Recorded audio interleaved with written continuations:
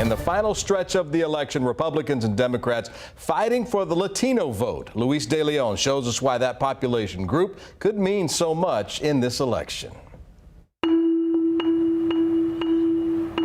As Texans continue to show up to the polls in crowds,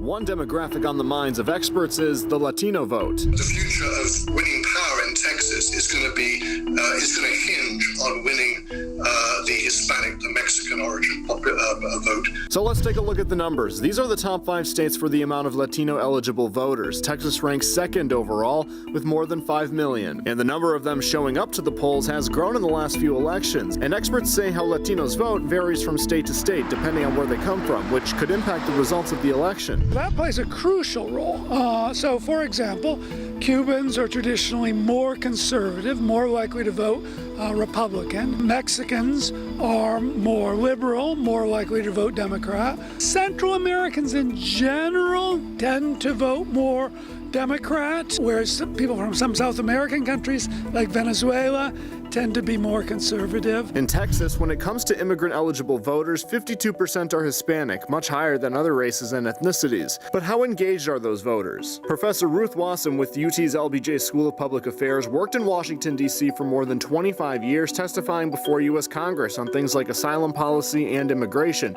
She recently conducted a study which, in part, looked at civic participation among immigrants in Texas's 4 biggest cities: Houston, Dallas, San Antonio, and Austin. Austin scores the lowest. That's going to be one of the things the city of Austin needs to work on. Well, it could affect turnout and the extent to which Latinos are engaged here in Austin in the election. The city of Austin has some resources on their website to help out with civic engagement. And when you go cast your ballot, it's hard to miss the signs that include Spanish inviting all to vote. In Austin, I'm Luis De Leon.